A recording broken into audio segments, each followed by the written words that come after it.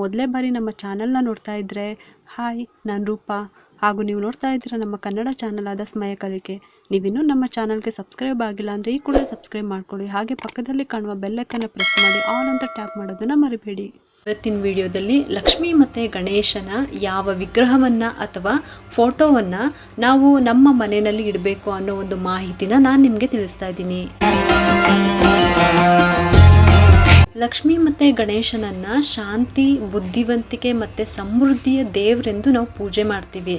ಗಣೇಶ ಮತ್ತು ಲಕ್ಷ್ಮೀ ದೇವಿಯನ್ನು ಹಿಂದೂ ಧರ್ಮದಲ್ಲಿ ಸಹೋದರ ಸಹೋದರಿಯರು ಎಂದು ಕರೆಯಲಾಗುತ್ತೆ.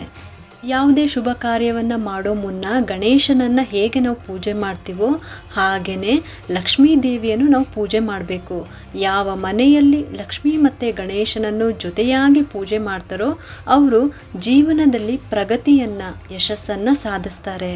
ಆದರೆ ಮನೆಯಲ್ಲಿ ನೀವು ಈ ರೀತಿಯಾದ ಗಣೇಶ ಮತ್ತು ಲಕ್ಷ್ಮೀ ದೇವಿಯ ವಿಗ್ರಹವನ್ನು ಇಟ್ಕೊಳ್ಳೋದ್ರಿಂದ ಧನ, ಸಂಪತ್ತು ಮತ್ತು ಅದೃಷ್ಟ ಬರುತ್ತೆ. ಹಾಗಾದರೆ ಲಕ್ಷ್ಮಿ ಮತ್ತು ಗಣೇಶನ ಯಾವ ವಿಗ್ರಹವನ್ನು ಅಥವಾ ಫೋಟೋವನ್ನು ನಾವು ನಮ್ಮ ಮನೆಯಲ್ಲಿ ಇಟ್ಕೋಬೇಕು ಅನ್ನೋ ಒಂದು ಮಾಹಿತಿನ ಇವಾಗ ತಿಳ್ಕೊಳ್ಳೋಣ. ಅಭಯ ಮುದ್ರೆಯೊಂದಿಗೆ ಕುಳಿತ ಭಂಗಿಯಲ್ಲಿರುವ ಗಣೇಶನ ವಿಗ್ರಹ ಮತ್ತು ವರದಾ ಮುದ್ರೆಯೊಂದಿಗೆ ಲಕ್ಷ್ಮೀ ದೇವಿಯ ವಿಗ್ರಹವನ್ನು ದೈವಿಕತೆಯ ಅತ್ಯಂತ ಅದ್ಭುತವಾದ ದೈವಿಕ ಆಶೀರ್ವಾದವನ್ನು ತರುವ ಭಂಗಿ ಎಂದು ಹೇಳಲಾಗುತ್ತೆ. ಈ ಮುದ್ರೆಯು ಧೈರ್ಯ ಮತ್ತು ರಕ್ಷಣೆಯನ್ನು ಪ್ರತಿನಿಧಿಸುತ್ತೆ. ವರದಾ ಮುದ್ರೆಯ ವಿಗ್ರಹವನ್ನು ಮನೆಯಲ್ಲಿ ಇಟ್ಕೊಳ್ಳೋದು, ಪೂಜೆಯನ್ನು ಮಾಡೋದು ದೈವಿಕ ವರವನ್ನು ನೀಡುತ್ತೆ. ಅಭಯ ಮುದ್ರೆಯ ವಿಗ್ರಹವನ್ನು ಮನೆಯಲ್ಲಿಟ್ಟು ಪೂಜೆ ಮಾಡೋದ್ರಿಂದ ಆ ಕುಟುಂಬವು ಭಯ ಮತ್ತು ನಕಾರಾತ್ಮಕತೆಯಿಂದ ಮುಕ್ತಿಯನ್ನು ಹೊಂದುತ್ತೆ. ವರದ ಮುದ್ರೆಯ ವಿಗ್ರಹವು ಮನೆಗೆ ದೇವರ ಆಶೀರ್ವಾದ, ಸಮೃದ್ಧಿಯನ್ನು ತರುತ್ತೆ. ಲಕ್ಷ್ಮಿ ಮತ್ತು ಗಣೇಶನ ವಿಗ್ರಹವನ್ನು ಜೊತೆಯಲ್ಲಿ ಇಟ್ಟು ಪೂಜೆ ಮಾಡೋದು ಸಂಪತ್ತು ಮತ್ತು ಅದೃಷ್ಟವನ್ನು ಪಡೆಯುವ ಸೂಚನೆ ಆಗಿದೆ. ಲಕ್ಷ್ಮಿ ಮತ್ತು ಗಣೇಶನನ್ನು ಜೊತೆಯಾಗಿ ಇಟ್ಟು ಪೂಜೆಯನ್ನು ಮಾಡೋದು ಪ್ರತಿಷ್ಠೆ, ಜ್ಞಾನ ಮತ್ತು ಸಾಮರಸ್ಯದ ಮೌಲ್ಯಗಳನ್ನು ಸೂಚಿಸುತ್ತೆ. ಇದು ಬುದ್ಧಿವಂತಿಕೆ, ಏಕಾಗ್ರತೆ ಮತ್ತು ಸಂಪತ್ತಿನ ಸಂಯೋಜನೆಯನ್ನು ಇದು ಸೂಚಿಸುತ್ತೆ. ಮನೆಯಲ್ಲಿ ನಾವು ಲಕ್ಷ್ಮಿ ಮತ್ತು ಗಣೇಶನ ವಿಗ್ರಹ ಅಥವಾ ಫೋಟೋವನ್ನು ಜೊತೆಯಾಗಿ ಇಟ್ಟು ಪೂಜೆಯನ್ನು ಮಾಡೋದ್ರಿಂದ ಜ್ಞಾನ, ಧನ, ಸಂಪತ್ತು ವೃದ್ಧಿಯಾಗುತ್ತೆ.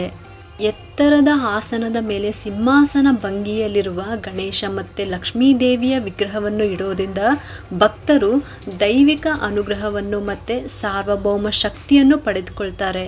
ಇದರಿಂದ ಗಣೇಶ ಮತ್ತು ಲಕ್ಷ್ಮೀ ದೇವಿಯು ಶಕ್ತಿ, ಆಜ್ಞೆ ಮತ್ತು ಸ್ವರ್ಗೀಯ ಆಳ್ವಿಕೆಯನ್ನು ಪ್ರತಿನಿಧಿಸುತ್ತೆ. ಸಿಂಹಾಸನ ಭಂಗಿಯಲ್ಲಿರುವ ಲಕ್ಷ್ಮಿ ಮತ್ತು ಗಣೇಶನ ವಿಗ್ರಹವನ್ನು ಮನೆಯಲ್ಲಿಟ್ಟು ಪೂಜೆ ಮಾಡೋದ್ರಿಂದ ನಿಮ್ಮೆಲ್ಲ ಹಣಕಾಸಿನ ಸಮಸ್ಯೆಗಳು ಪರಿಹಾರ ಆಗುತ್ತೆ. ಇದು ನಿಮಗೆ ಸಂಪತ್ತು, ಹೆಮ್ಮೆ ಮತ್ತು ಗೌರವವನ್ನು ತರುತ್ತೆ. ಸ್ವಸ್ತಿಕ್ ಅನ್ನು ಹಿಂದೂ ಧರ್ಮದಲ್ಲಿ ಶುಭ ಸಂಕೇತ ಎಂದು ಹೇಳಲಾಗುತ್ತೆ. ಸ್ವಸ್ತಿಕ್ ಚಿಹ್ನೆಯು ರಕ್ಷಣೆಯ ಸೂಚನೆಯಾಗಿದೆ, ಸಮೃದ್ಧಿ ಹಾಗೂ ಮಂಗಳಕರ ಸೂಚನೆಯಾಗಿದೆ. ಗಣೇಶ ಮತ್ತು ಲಕ್ಷ್ಮೀ ದೇವಿಯ ವಿಗ್ರಹ ಅಥವಾ ಫೋಟೋವನ್ನು ಸ್ವಸ್ತಿಕ್ ರೀತಿಯಲ್ಲಿ ಇಡೋದ್ರಿಂದ ಅದು ರಕ್ಷಣೆಯನ್ನು ಸೂಚಿಸುತ್ತೆ. ಇದು ನಮ್ಮೆಲ್ಲರಿಂದ ನಕಾರಾತ್ಮಕತೆಯನ್ನು ದೂರ ಇಡುತ್ತೆ. ಜೀವನದಲ್ಲಿನ ಪ್ರತಿಯೊಂದು ಅಡೆತಡೆಗಳನ್ನು ದೂರ ಮಾಡುತ್ತೆ. ಇದು ಕುಟುಂಬಕ್ಕೆ ಶಾಂತಿ ಮತ್ತು ಸಂತೋಷವನ್ನು ತರುತ್ತೆ. ಪದ್ಮಾಸನ ಭಂಗಿಯಲ್ಲಿ ಲಕ್ಷ್ಮೀ ಗಣೇಶ ಮೂರ್ತಿಯನ್ನು ಮನೆಯಲ್ಲಿಟ್ಟು ಪೂಜೆ ಮಾಡೋದು ಶುಭ ಅಂತ ಹೇಳ್ತಾರೆ.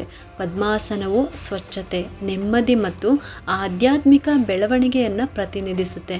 ಪದ್ಮಾಸನ ಭಂಗಿಯಲ್ಲಿರುವ ಗಣೇಶ ಮತ್ತು ಲಕ್ಷ್ಮೀ ದೇವಿಯ ವಿಗ್ರಹವನ್ನು ಮನೆಯಲ್ಲಿಟ್ಟು ಪೂಜೆ ಮಾಡೋದ್ರಿಂದ ದೇವರು ಮತ್ತು ದೇವತೆಗಳ ಉಪಸ್ಥಿತಿ ನಿಮ್ಮ ಮನೆಯಲ್ಲಿರುತ್ತೆ. ಇದರಿಂದಾಗಿ ನಿಮ್ಮ ಮನೆಯು ಆರ್ಥಿಕ ಸಮೃದ್ಧಿಯನ್ನು ಮತ್ತು ಆಧ್ಯಾತ್ಮಿಕ ಸಂತೋಷವನ್ನು ಅಗಾಧವಾಗಿ ಪಡೆದುಕೊಳ್ಳುತ್ತೆ. ಇದು ನಿಮ್ಮ ಮನೆಗೆ ದೈವಿಕ ಅನುಗ್ರಹವನ್ನು ಕರುಣಿಸುತ್ತೆ. ಇದಿಷ್ಟು ಕೂಡ ಲಕ್ಷ್ಮಿ ಮತ್ತು ಗಣೇಶನ ಯಾವ ವಿಗ್ರಹವನ್ನು ಅಥವಾ ಫೋಟೋವನ್ನು ನಾವು ನಮ್ಮ ಮನೆಯಲ್ಲಿ ಇಡಬೇಕು ಅನ್ನೋ ಒಂದು ಮಾಹಿತಿನ ನಾನು ನಿಮಗೆ ತಿಳಿಸ್ಕೊಟ್ಟಿದ್ದೀನಿ. ಇದರಿಂದ ಏನೆಲ್ಲ ಫಲಗಳು ನಮಗೆ ಸಿಗುತ್ತೆ ಅಂತಲೂ ಕೂಡ ತಿಳಿಸಿದ್ದೀನಿ. ಈ ಒಂದು ಚಿಕ್ಕ ಮಾಹಿತಿ ನಿಮಗೆ ಉಪಯೋಗಕ್ಕೆ ಬರುತ್ತೆ ಅಂದರೆ ಈ ವಿಡಿಯೋಗೆ ಒಂದು ಲೈಕ್ ಮಾಡಿ, ಶೇರ್ ಮಾಡಿ ಮತ್ತು ಸಬ್ಸ್ಕ್ರೈಬ್ ಮಾಡಲು ಮರಿಬೇಡಿ.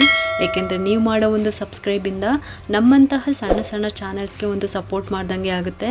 ಮತ್ತೆ ಸಿಗ್ತೀನಿ ಮುಂದಿನ ಹೊಸ ವಿಡಿಯೋದೊಂದಿಗೆ ಅಂತ ಹೇಳ್ತಾ ಈ ವಿಡಿಯೋನ ಮುಗಿಸ್ತಾ ಇದ್ದೀನಿ. ಸರ್ವೇ ಜನ ಸುಖಿನೋ ಭವಂತು.